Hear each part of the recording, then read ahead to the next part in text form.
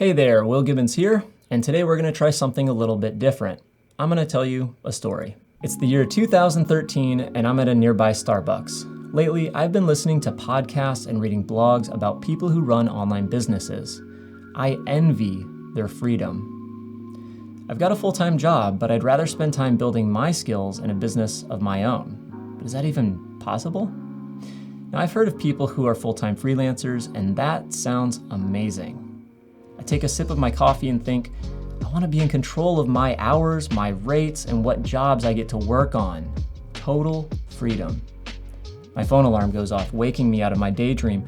Lunch break is over, and it's time for me to head back to work. This would be my routine for months, daydreaming about being a freelancer. But I didn't have any clients, and I didn't know how to get any. Eventually, I decided to create a post on Craigslist.com. I mentioned my design skills and uploaded some pictures from my portfolio. After a couple of weeks with no reply, I assumed my post had failed until I got an email from Tyler, the inventor of the Schoonel. It's a scooping device that helps you get protein powder into water bottles with narrow openings. He needed a design for an in-store retail display. After we agreed on scope and price, I got to work. See, I expected this job to take about 6 hours to complete. I was so wrong. I made revisions, waited for feedback, and communicated with the production company for about 3 months. So, I did a lot of work for very little money. A couple of weeks after I finished my project, I got another email from Tyler. Worried he was asking for revisions, I put off opening the email for a couple of days. Finally, when I couldn't ignore it any longer, I held my breath, opened the email, and read it. It said, "Hey Will, I just wanted to say thank you for the super clean renderings that you supplied me with. They've enhanced my brand. I was talking to my friend about you, and one thing we both agreed on was you're very thorough. You also think things through as if you were in my shoes, which I appreciate." I let out a sigh of relief and feel a smile on my face. This was the moment I believed that I could manifest my own financial and creative freedom through freelancing. It's been nearly 10 years since my first freelance gig. 6 of those years, I was full-time freelancing.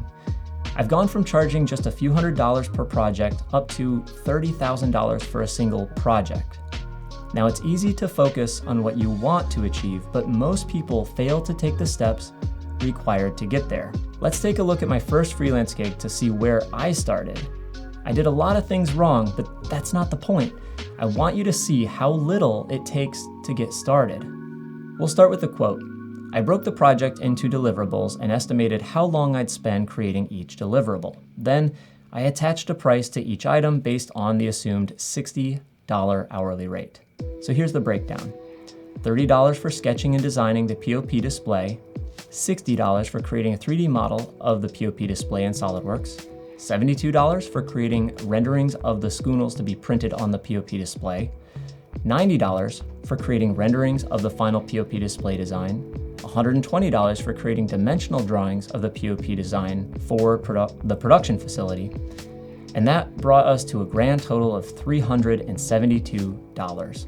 Now remember, based on this estimate, I thought the project would take 6 hours to complete. This project actually took 3 months.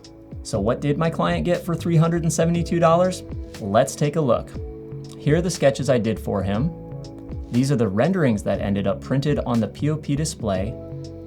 Here are the renderings of the final display.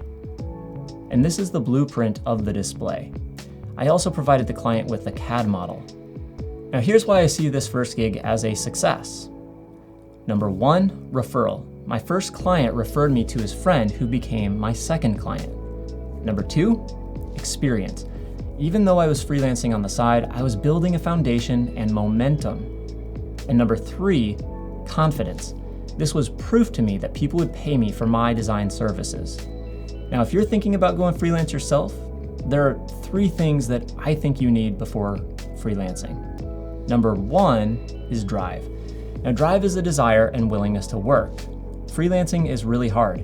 If you're freelancing on the side, then your friends and family are going to be relaxing and enjoying their evenings and weekends. And at that point, you need to have enough drive to choose to do the hard work instead. The second thing you need is time. If you're working 2 jobs, caring for an elderly parent, or taking care of children of your own, it's going to be super hard to make time to freelance. It's going to take more time than you expect. You must be willing to adjust your schedule to make time. And the last thing that I think you need is a portfolio. Now, it's not 100% necessary, but it's going to be really hard to get someone to trust you if you don't have any way to prove your skills to them. See, my portfolio wasn't very good.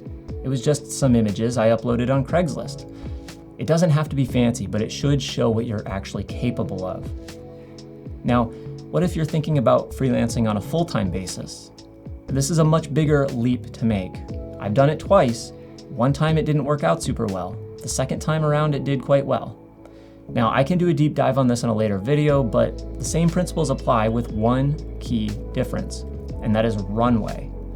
If you're gonna freelance full-time, you need to have plenty of money saved up. I recommend 6 months of living expenses. This will help you pay the bills when clients have not paid you or you don't have any new gigs lined up yet. So hopefully by sharing my story and my humble beginnings with you, you'll be inspired to get started freelancing on your own. Now, you don't need to be great to start. Obviously, I was not. But you do need to start if you hope to someday be great. All right, there you go. Something different this time. Hopefully you liked it. If you did, drop a comment down below. If not, let me know. And until next time, happy rendering.